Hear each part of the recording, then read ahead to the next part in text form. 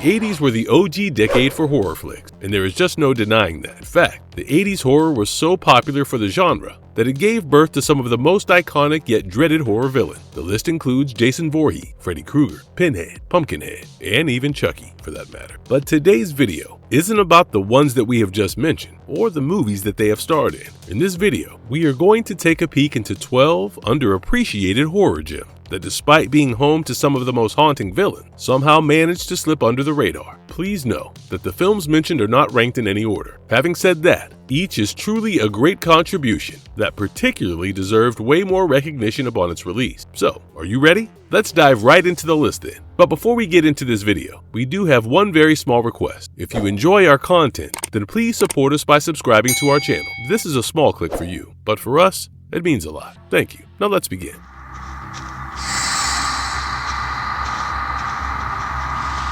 Evil Dead Trap, 1988. Toshiharu Evil Dead Trap, which is also known as Shiryo no Wana in Japan, centers on talk show host Nami, who is seen asking her viewers to send in home movie. Nami receives a rather disturbing video, which is basically a snuff tape that shows a woman getting violently killed at what looks like some abandoned military base. This has Nami taking her camera crew to probe deeper into the matter, unaware of the unimaginable horror that she has signed up for. Akeda never really shied away from the fact that he did rip off Italian genre greats Dario Argento and Lucio Fulci while making Evil Dead Trap, but then again, he did it with such poise that the film ended up standing out in the slasher genre, offering a rather unique twist on Asian horror. This movie, to be honest, is quite inventive, and hats off to both Akeda and screenwriter Takashi Ishii for creating such an intense atmosphere, one that manages to keep the audience on the edge of their seats throughout the whole runtime of 105 minutes. Now, if one is to take a look at the high points of this flick here, the creatively brutal kills top the list. Masaki Tamura's commendable cinematography work, a multitude of special effects, and a gratuitous amount of gore. Also, we would like to stress a little more on the killing sequences here. Mind you, each is elaborate and meticulously planned out, and if we were to give an award for the goriest killing, it would be a tie between the juicy impalement on the metal spikes and the machete in the head booby trap. So, if you are still looking for a good gore fest, things certainly cannot get better than Evil Dead Trap.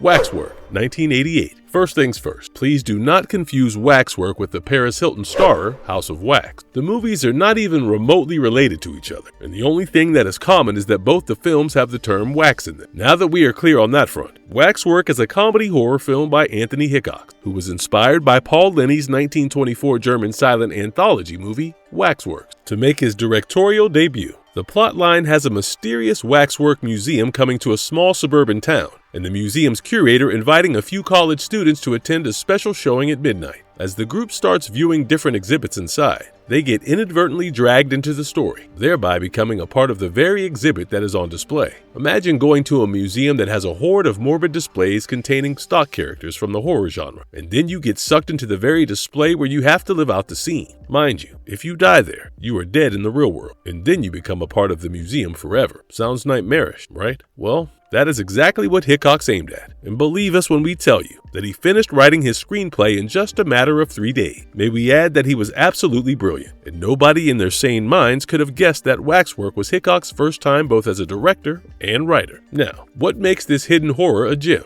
is the fact that there are segments in the movie that will make you wonder even today how the hell they managed to do that back then. Those who have seen the film will know that we are stressing on a particular werewolf sequence here. The flick is a perfect blend of great horror and some great comedy, and the makeup effects featured are an 80s classic. This exceedingly enjoyable, highly inventive horror splatter is definitely worth seeking out.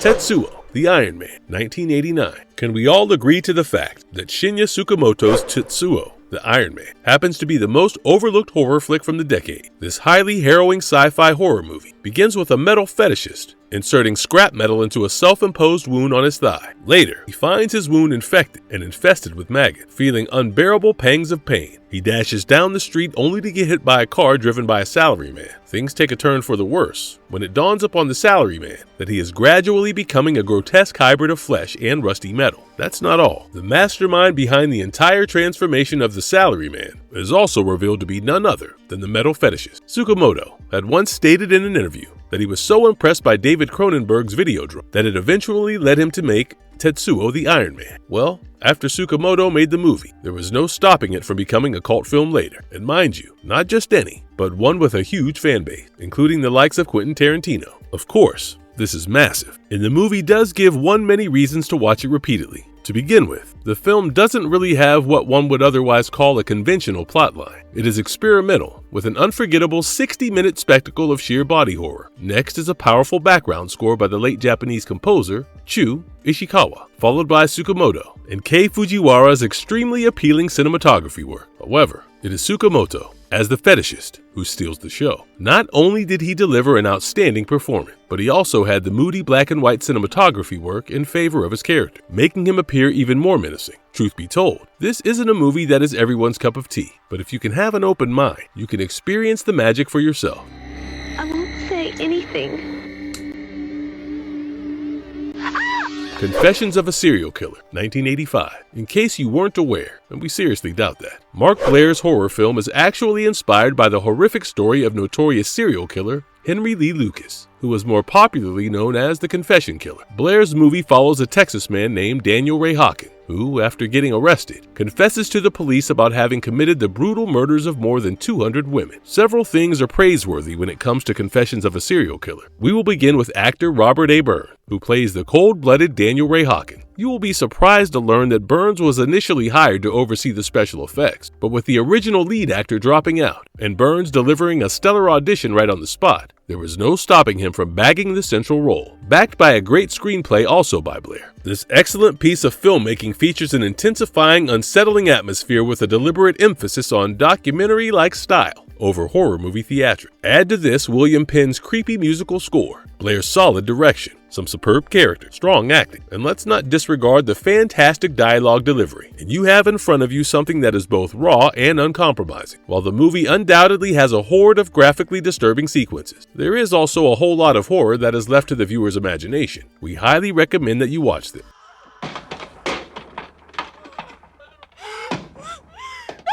Opera, 1987. Also known and released as Terror at the Opera. Dario Argento's 1987 Italian giallo slasher revolves around Betty, a young, gifted soprano who becomes entangled in a series of gruesome murders that take place inside an opera house by a hooded killer. No points for guessing that this homicidal assailant is obviously connected to Betty, and that she has a rather dark history. Dario Argento's opera is a pulse-pounding tale featuring great cinematography, a good cast, magnificent musical score, top-notch special effects, and a unique modus operandi of forcibly making someone watch a murder by taping a row of needles beneath the eye. You will be surprised to learn that the whole concept of the pins under the eyes torture device was basically a joke made by Argento. Apparently, Argento would get highly irritated every time people looked away during the scary sequences in his movie, so this had him jokingly suggesting once that taping pins under people's eyes would leave them with no choice but to watch every part of the film. Well, now we know how and why the whole idea materialized on the screen. Next, we would like to stress further on the special effects featured in the movie. Not only were they way ahead of their time, but they were also one of the high points of the movie. Also, those who have seen Opera will agree with us when we say that the film featured some of the most artistic, inventive, and memorable death scenes. So, while choosing a favorite will be difficult, our top vote goes to the character of Mira, who gets shot in the eye while peering through the peephole. Like it or not, but that's Dario Argento, guys.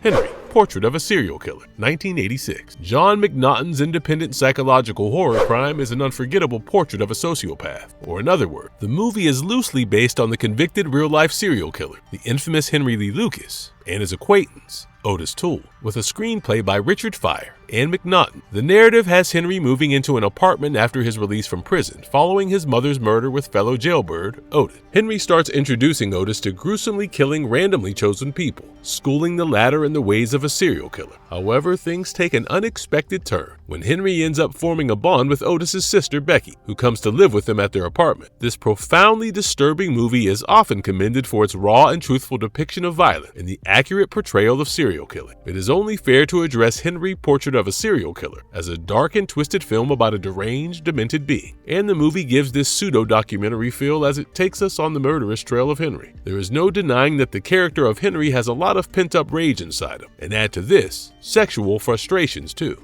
all of which fuel the madness that is locked deep within his mind. Of course, no points for guessing that this madness does come with its own share of brutal and fatal consequences, but you're featured in the film via gruesome, graphical murderous exploit. This critically divisive flick certainly deserves to be watched for the leading actors Michael Rooker and the late Tom Towles.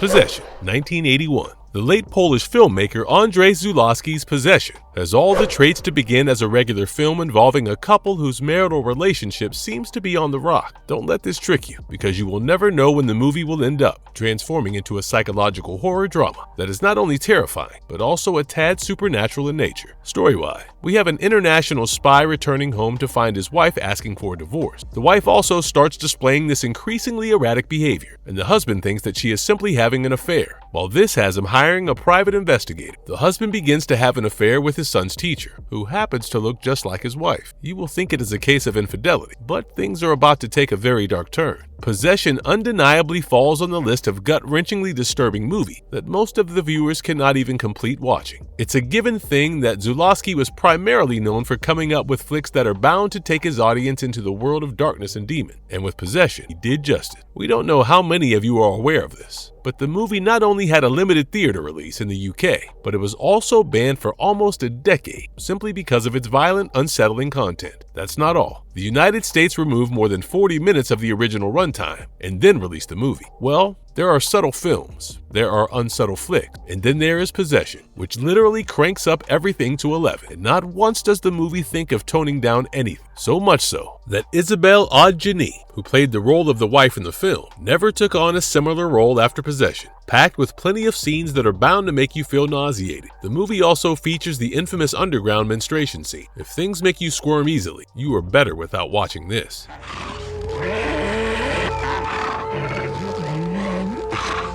Life Force, 1985. Tobe Hooper's sci-fi horror extravaganza, which is backed by a screenplay by Dan O'Bannon and Don Jacoby, is based on Colin Wilson's British science fiction horror novel The Space Vampire. The plotline has the crew of a European space shuttle discovering a trio of humanoid in a state of suspended animation in the hold of an alien spaceship and bringing them to Earth, oblivious to the fact that they have brought back an evil race of space vampires who are not only capable of draining the life force from people, but also transform them into zombies in the process. Despite being a box office dud and a recipient of negative reviews, Life Force became a cult film later. The movie boasts a beautifully bizarre premise about life-stealing aliens. Truth be told, it is a guilty pleasure for most horror fans. Well, when you have a movie fusing themes of vampirism and extraterrestrial life with the genres of horror and science fiction, and to top things, Tobe Hooper is at the director's helm. You know it is bound to be glorious and wild, all at the same time. Life Force is an intriguing take on the vampire lore. These vampires don't do conventional things like sucking blood. They believe in extracting life force from people as nourishment. May we add that the movie has quite a masterful special effects on display. Fair to say there has never really been a film quite like Life Force before, and we highly doubt if there will be anything like this again.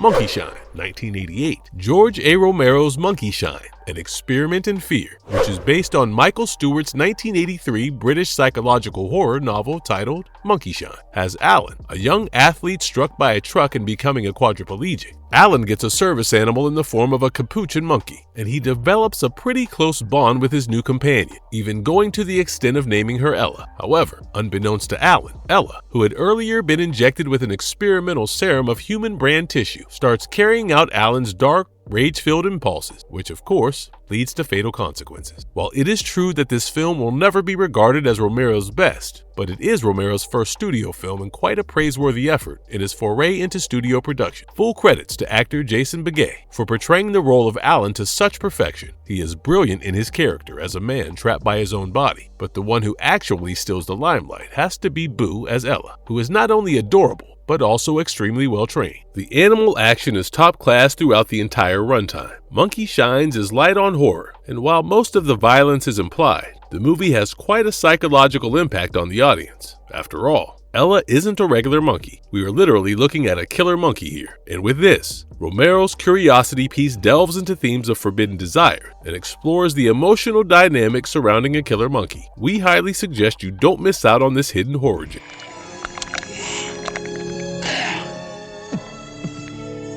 Bad Taste, 1987. Peter Jackson's independently produced on a low-budget first feature film has aliens invading the fictional New Zealand village of Kaihoro with the aim of harvesting human beings for their intergalactic fast food chain. The man-eating space aliens, in spite of being disguised as humans in blue shirts, catch the attention of a 4-person paramilitary force, and things certainly don't go as they had planned earlier. Believe us when we say this movie here is everything that a shoestring budget production from the 80s could possibly be. It is weird, it is stupid, and probably one of the funniest splatterfests. In fact, Bad Taste will actually make you wonder how on earth Jackson was even chosen to direct the Lord of the Rings trilogy. The amount of bloodshed is intense here, but then again, the gore is presented in such a manner that it will leave you laughing hysterically. If you haven't seen Bad Taste, and you are planning to, please be prepared to watch exploding faces, blood squirting from half-eaten faces, vomit eating, guts flying, and whatnot, in copious level. Oh, it is an absolutely must-see if you tend to be a fan of horror, splatter, and gore. Don't think much. Just absorb the ludicrousness of this movie.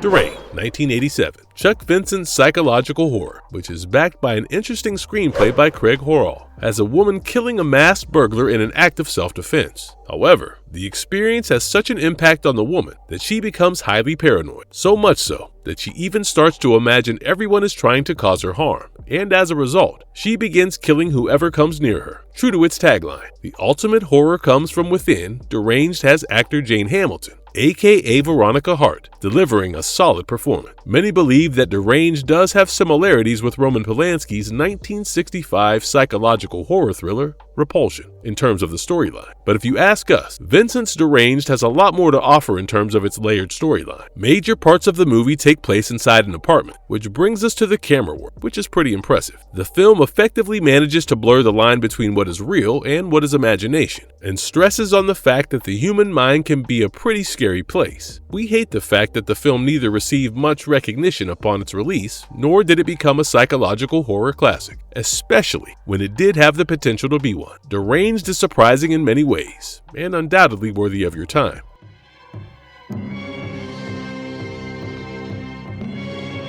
The Changeling, 1980. Peter Medak's Canadian supernatural horror movie has John Russell, a highly respected New York City composer, relocating to Seattle after the tragic death of his wife and daughter. John moves into an old and eerie, long vacant, gigantic, Victorian-era mansion to write music and reflect. Not long after moving in, John starts experiencing supernatural phenomena that is linked to the mansion's past and its previous owner. The Changeling happens to be a first-rate haunted horror that skillfully blends supernatural elements with mystery. Co-written by William Gray and Diana Maddock, the flick tends to be very atmospheric, which is probably one of the high points of The Changeling. Some of the best sequences in the movie are flashback scenes that have been crafted with utmost dedication, paying attention to every detail. Rarely do we find a film that works for its scares and then succeeds. Well, it is fair to say that The Changeling successfully succeeds in sending chills down the spine. Special mention to Rick Wilkins' creepy background score and Dutch cinematographer John Coquelin for such a spectacular cinematography work. The pacing is deliberately kept slow to retain the nice and spooky build-up. We dare you to watch this movie with the lights turned off.